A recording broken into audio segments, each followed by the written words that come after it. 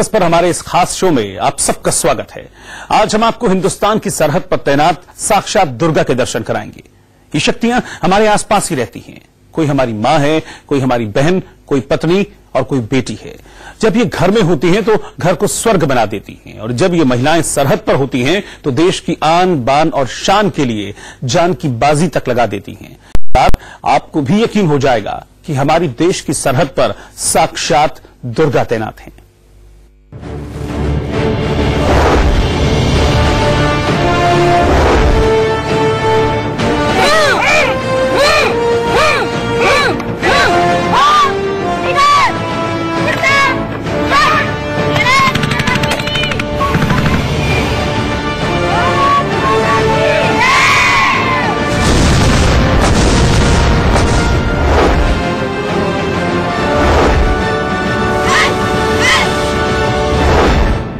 आप देख सकते हैं इस बैटल इंक्लोजन में इन लोगों ने अपनी ट्रेनिंग शुरू की। तस्वीरों में आप देखिए कि किस तरह से चारों तरफ गोलियों की गड़गड़ाहट है।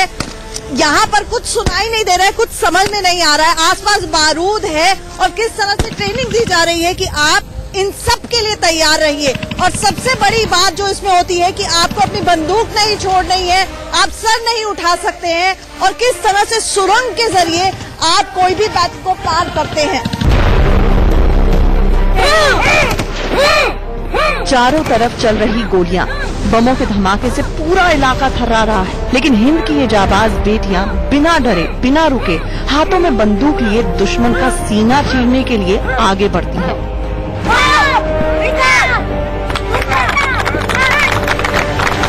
इनके हाथों में चूड़ियां नहीं, ग्रेनेड्स और राइफल्स हैं। सर पर आंचल नहीं, देश के लिए मर मिटने का जुनून सवार है। इनकी आंखों में काजल नहीं, दुश्मनों के लिए चिंगारियां चमकती हैं। जब देश के अलग अलग हिस्सों से आई ये बहादुर बेटियां भारत माता की जय का जय घोष करती हैं तो रगों में जज्बा दौड़ने लगता है देश के लिए अपनी जान न्यौछावर कर देने का। ये है इंडो तिब्बत बॉर्डर पुलिस यानी ITBP का ट्रेनिंग सेंटर, मतलब फौलाद बनाने की फैक्ट्री।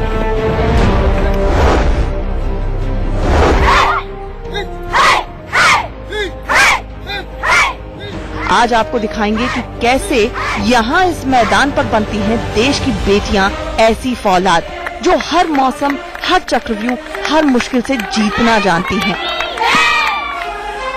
ITBP का ये महिला विंग है, हिंदुस्तान की शक्ति आदमी जो दुनिया के सबसे मुश्किल और दुर्गम युद्ध मैदान पर करेंगी सरहदों की हिफाजत, जहां चीन हर दिन चलता है अपनी ड्रैगन चाल, और इन्हीं कोशिशों को मुंहतोड़ जवाब देने के लिए तैयार हो रही हैं ये वीरांगनाएं। ये बन रही हैं फूल से फौलाद। इस देश में जब बेटियां पैदा होती हैं तो उन्हें फूलों सा नाजुक माना जाता है। फूलों को फौलाद बनाते हैं। यहाँ के कमांडेंट ITBP के हमारे साथ जुड़ गए हैं, राजेश तोमर जी। सबसे पहले बताइए, 44 हफ्तों की ट्रेनिंग और आप फूलों को फौलाद बना देते हैं, क्या ट्रेनिंग में ख्याल रखते हैं? सबसे पहले स्टार्टिंग पॉइंट क्या है?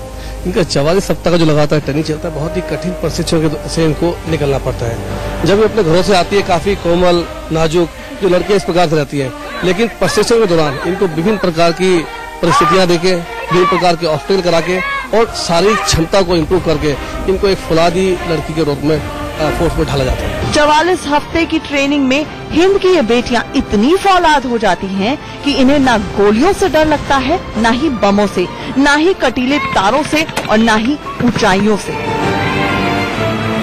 इतनी करीब से जाके दुश्मन से लड़ाई करना, थोड़ा डर का एहसास होता है। हालांकि अभी तो आप प्रैक्टिस में हैं। नो मैम, बिल्कुल डर नहीं होता है। महिला पुरुष का फर्क होता है कि सामने दुश्मन होगा वो तो नहीं देखेगा आप महिला पुरुष। जब वो नहीं सोचते तो हम क्यों सोचे? हम तो उसे और मारते हैं। देश के लिए पूरे अर्पित हैं और देश के लिए जान भी गंवाएंगे। हिंद की बेटियां घर भी संभालती हैं और देश की सुरक्षा भी। ITBP की ट्रेनिंग में लड़कियों के जो हाथ कभी नाजुक थे, अब वो इतने फौलाद बन चुके हैं कि दुश्मन की गर्दन अगर इनमें आ जाए तो मरना तय है। देश की आम लड़कियों के हाथों पर मेहंदी सजती है, लेकिन हिंदुस्तान की इन जाबाज बेटियों के हाथ से छूटते हैं हथगोले जो दुश्मन के परखच्चे उड़ा देते हैं।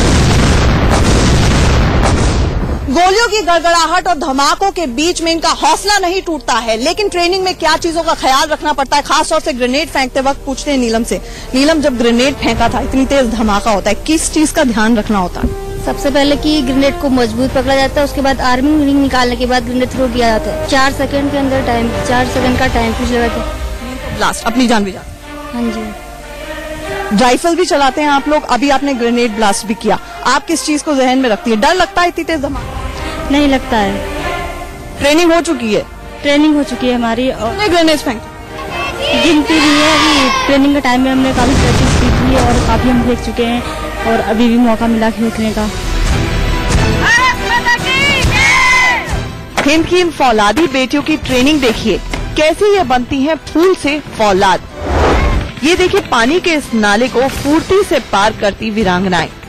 चारों तरफ गोलियां चल रही हैं, लेकिन इन गोलियों की परवाह नहीं करते हुए बंदूक उठाए दुश्मन का खात्मा करने आगे बढ़ रही हैं हिंदुस्तान की बेटियां।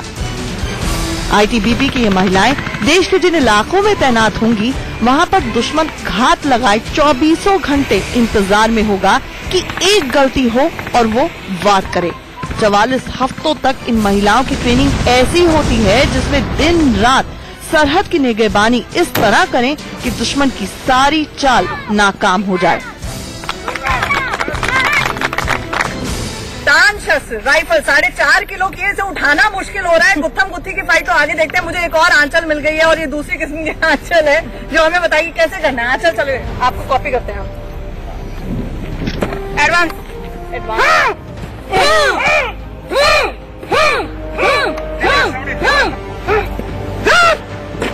निकाल गुंडा।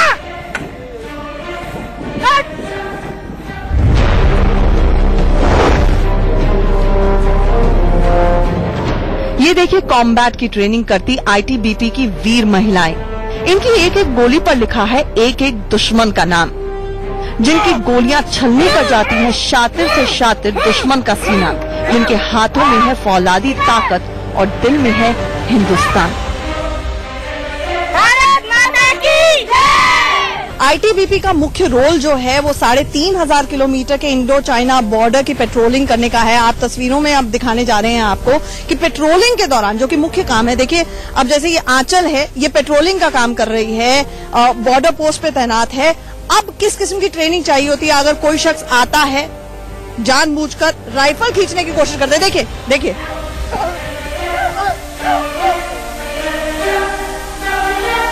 देखिए कितना सतर्क रहने की जरूरत है। 2400 घंटे घात लगाए दुश्मन बैठा हुआ है, उससे कैसे निपटा जाए जब क्लोज कॉम्बैट होता है, वो आपने तस्वीरों में देखा। और जो लड़कियां खास तौर से यहाँ पर अपना एप्टीट्यूड दिखाती है मार्शल आर्ट्स के लिए, उनको खास तौर से इस किस्म की ट्रेनिंग भी दी जाती है। आईटीबीपी की इन वीरांगनाओं को घने जंगलों में कॉम्बैट ऑपरेशन की ट्रेनिंग दी गई है। घनी, ऊंची और कटीली झाड़ियों में छुपकर वार करने की, दुश्मन की साजिशों से निपटने की ट्रेनिंग दी गई है। युद्ध के मैदान में हर वो चीज जो दुश्मन को चारों खाने चित कर सके, इन सारी रणनीतियों, सारी ट्रेनिंग में ये महिलाएं माहिर हैं। ये ट्रेनिंग इतनी मुश्किल है कि सामान्य इंसान के बस की बात नहीं। देखिए बंदूक समेत सर उठाए बगैर इस कटीले तार की बाट से ये बाहर निकल रही हैं।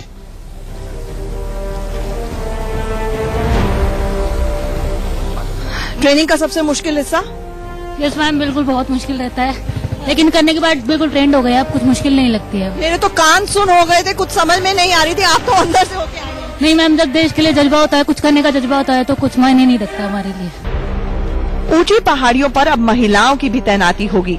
आईटीबीपी ने इन महिलाओं की तैनाती 8 से 10,000 से भी ऊंची पोस्ट पर करने का फैसला किया है। इसीलिए इन्हें शारीरिक और मानसिक स्तर पर फौलाद बनाने की ट्रेनिंग चल रही है। ममता यहाँ पर चढ़ने वाली है। ममता, एक मिनट, चढ़ने से पहले मुझे ये बताइए, हाथ दिखाइए, पहले अपने हाथ दिखाइए हमें कैमरा पर्सन को। देखिए हाथ कितने रफ एंड टफ। ये जो हाथ देख रहे हैं ना, ये बहुत ज्यादा हार्ड हो चुके हैं। इतनी सारी लड़कियां जो फेयरनेस देखती हैं कि फेयर हो जाएगी आपकी स्किन, मॉइस्चराइज कर लीजिए, ये सब कुछ हाथ पे नहीं लगता है। No ma'am, rough and tough अच्छा है। सब अच्छे हैं। जब आई थी तब भी हाथ ऐसे थे या अब ऐसे हो गए? ऐसे थे, अब इसके ट्रेनिंग के बाद ऐसे हुए। डर नहीं लगता इस रोड पे चढ़ते हुए? सब सीख गए हो? यस। चलिए चढ़ के दिखाइए।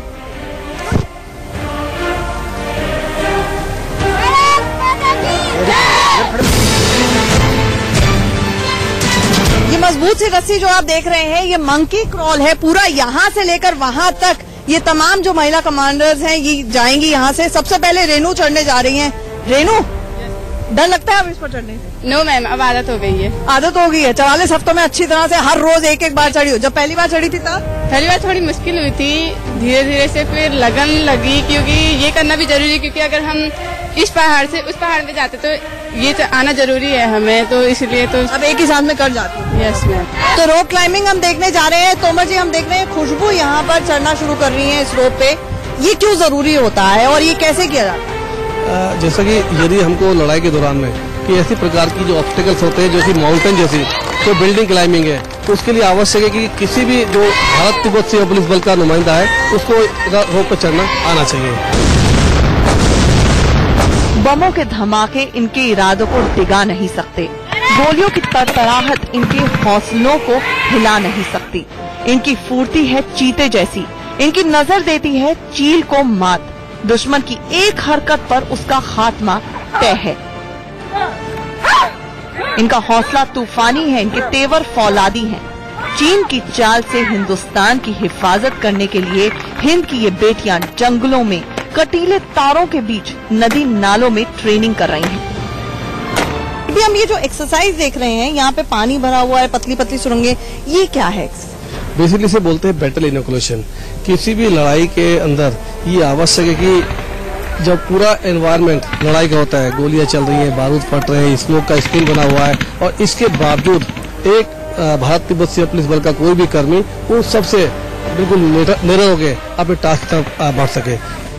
हिंद की इन बेटियों के दिल में सिर्फ तिरंगे की आन बान शान की रक्षा का जज्बा ही रहता है। देश की इन तमाम बहादुर बेटियों को याद जरूर कीजिएगा, इनके शौर्य, साहस, पराक्रम को याद जरूर कीजिएगा, जो बम धमाकों, गोलियों की गड़गड़ाहट और हाड़ कपाने वाली सर्दी -40 डिग्री सेल्सियस में तैनात है, मुस्तैद है, सिर्फ और सिर्फ इसलिए कि आप और हम चैन की नींद सो सके। जय हिंद।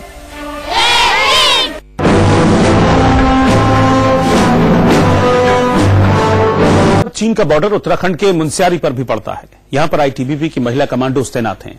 हमारे रिपोर्टर आशीष सिन्हा सरहद के उस कोने पर पहुंचे जहां महिलाएं देश की सुरक्षा में दिन रात तैनात रहती हैं।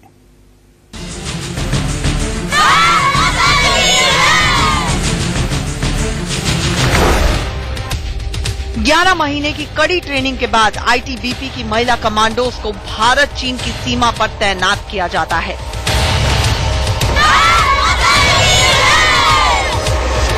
ऐसे दुर्गम इलाके में ये वीरांगनाएं दुश्मन से मुल्क की हिफाजत करने के तमाम चुनौतियों का सामना करती हैं।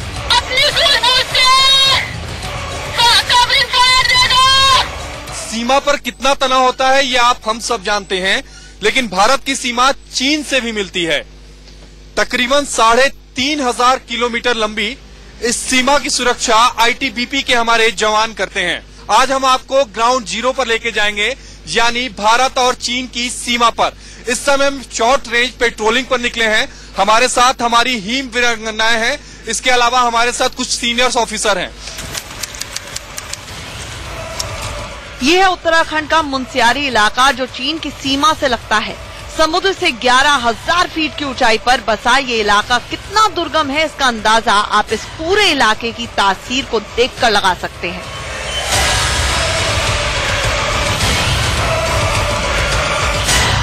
पिछले आधे घंटे से हम चल रहे हैं। आप इस ट्रैक को देख के समझ गए होंगे कि ये ट्रैक बिल्कुल आसान नहीं है।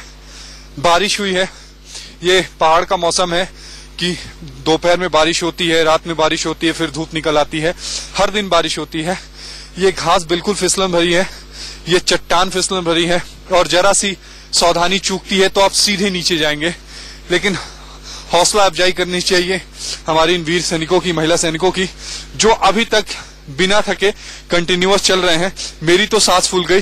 बहरहाल हम अपने सफर को जारी रखेंगे और दिखाएंगे कि आगे किन किन चुनौतियों से हमारा मुकाबला होता है। यहाँ साल के कुछ महीने तापमान 0 से भी नीचे चला जाता है। कभी भी किसी भी वक्त बादल बरसने लगते हैं। जंगल ऐसा जहाँ जहरीले सांप बिच्छू खुलेआम घूमते हैं। लेकिन इन तमाम चुनौतियों के बावजूद ये वीरांगनाएं मुल्क को दुश्मन से महफूज रखने के लिए दिन रात डटी रहती हैं।